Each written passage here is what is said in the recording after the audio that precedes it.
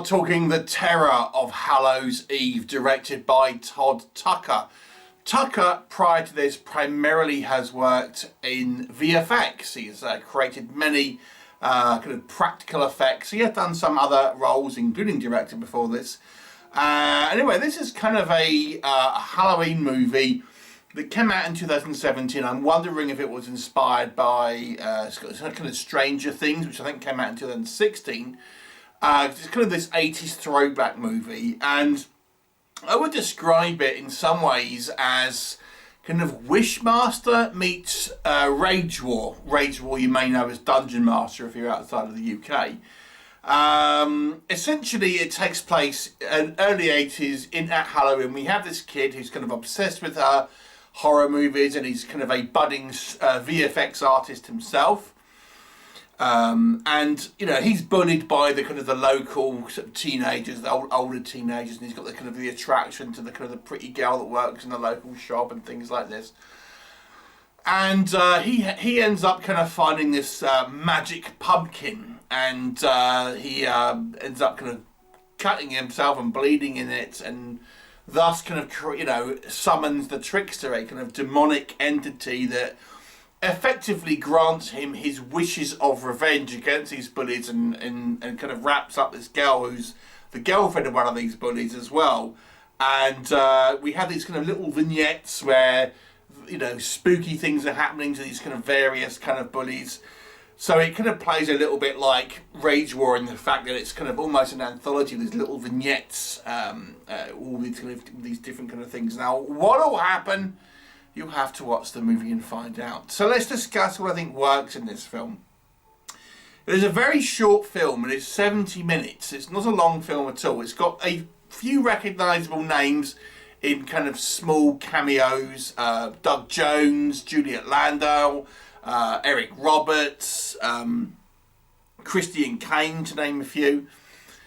So yeah, it's obviously the director here has worked behind the camera on many things, so he's kind of made a few kind of industry friends. There's a few kind of like in jokes in regards to the kind of the you know, horror movie kind of fandom and the kind of the horror movie industry as a whole. So there's a few little you know, Easter eggs, you might say. The director, coming primarily from a special effects background, you expect here to have a good amount of VFX, and there is. Part of the appeal to this film is that we have our trickster character, who himself is quite well realised. That initially he appears and looks quite benevolent, but when he gets kind of more angry, he, you know, obviously kind of transforms into a more evil-looking kind of character. But we have these different like vignettes that take out each of the kind of the bullies, and they all have a different kind of theme. You know, we've got one guy that's attacked by like puppets. We've got another one that's kind of attacked by kind of like a scarecrow, for example. So we have a variety of different kind of like monster effects. We've got big demons. We've got giant spiders. We've got all sorts in this movie. So there's a large array of VFX, and it's really a love letter to the kind of the 80s. Kind of horror movies, and it being set in the 80s as well. So, you know, it does try sort of capture that kind of feeling of those kind of 80s kind of style movies. One thing I liked about this movie that actually a lot of people don't like is the kind of the towards the end of this movie.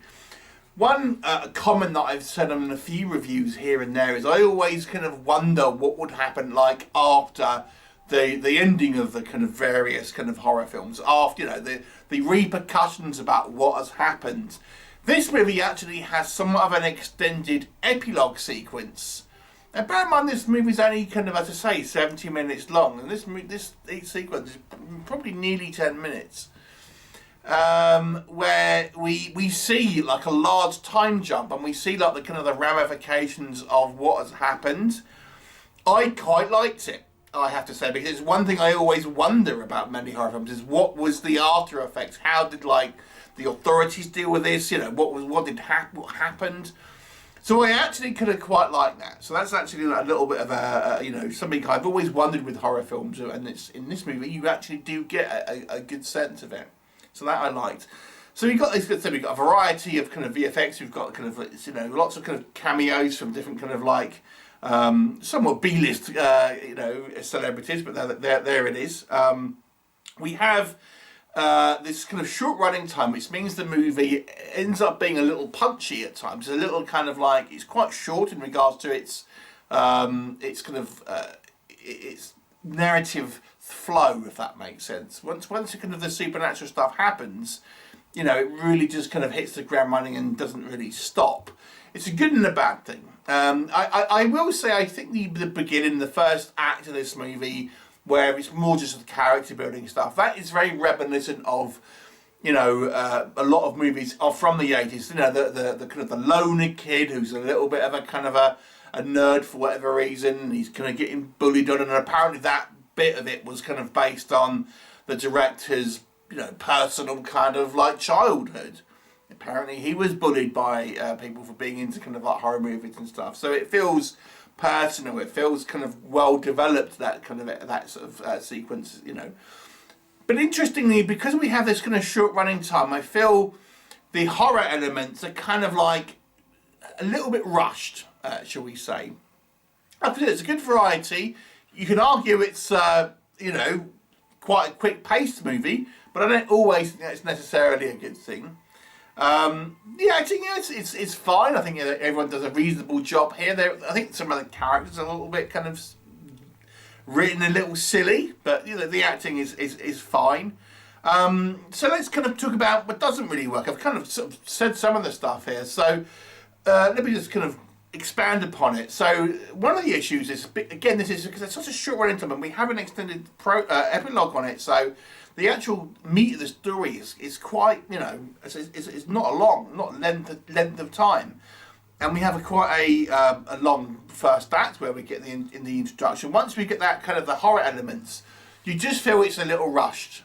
You know, we get these kind of bullies, and we have this kind of like the deal with this kind of like trickster. That part is just too short. You know, he's like this trickster immediately appears, and it's like the next scene he's kind of like, we don't get any really like interactions with our main character and the trickster, so you don't feel like there's a relationship between those two sort of characters, our protagonist and this demonic entity. It goes straight in for these kind of like these sort of vignettes which have this kind of the revenge kind of little sort of mini tales, if you like, against our bullies. And then you have to question the writing of these characters, because it's just like, oh no, you know, for example, they follow our protagonist into his house. They all split up, and then one goes into like one room, for example, and he goes into like a bedroom, and then all of a sudden there's like a forest on the other side, and then he's kind of like, then there's a little kid like crying, and he goes, "I'll be all right." Well, you know, you wouldn't do that. It's just overly a little silly. The kind of the character work here, I think, is very kind of simplified. You know, I think because of we have this kind of quite personal first act, a short running time, and then everything else is just kind of like just belt through it basically. So we have this kind of like not really very well realised characters, I would say. You know, outside of maybe our main protagonist and possibly his mum, but everyone else is just like, you know, a cliche sort of style character. Even our kind of our love interest, so to speak, our girl, typical kind of like, oh, the good girl who's going at the bad guy, but she kind of like, you know, likes the kind of it's all very typical in that regard. Now, some of this might be, you could argue, might be a callback to kind of this is how films were in the 80s. It's kind of typical of that. You know, but it is what it is. It's not very good characterization. Now, the director, as I've mentioned, it comes from a background of VFX, but I have to be honest, the VFX were mixed. It may be that the idea have this, all these different kind of like types of antagonists to these different kind of VFX moments. Some work, I think the puppets, for example, they'll give you this kind of ghoulies vibe. But when we have this kind of like large demon thing that attacks, which is actually the kind of like the final form, if you like, of the trickster, it just looks like someone's moving around like a giant like prop. It doesn't look good. You know, it doesn't move naturally. It looks like someone's moving around, you know, something on rails and things like that. some of the effects work here is just a little bit of a kind of a mixed bag, as I say, and it just is kind of like the actual horror elements, I would say, are just not as well done as the character moments in the kind of the first act. It's just over too soon. There's not enough development in it, and the concepts aren't as kind of well developed as you maybe would like.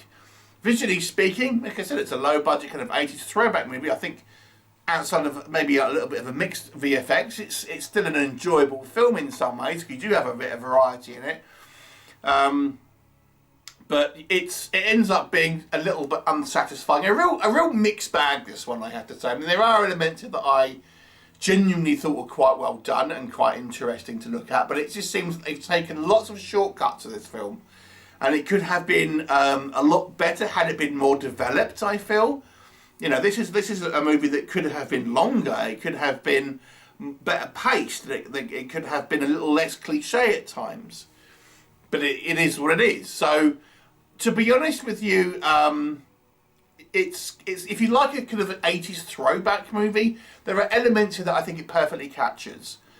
But there's some real shortcomings in regards to the narrative, if you ask me. I'll still give it a 6 out of 10. I do think it's probably a quite fun movie in some ways. And like I say, I really liked having this ending, which I think is quite original in some ways. You know, because it kind of really gives you that what happened after the kind of the main story kind of like finale sort of thing, epilogue sort of stuff. So it's a 6 out of 10 for me. Please let me know if you've seen it. Leave me a comment, tell me what you thought, and I will look forward to seeing you next time.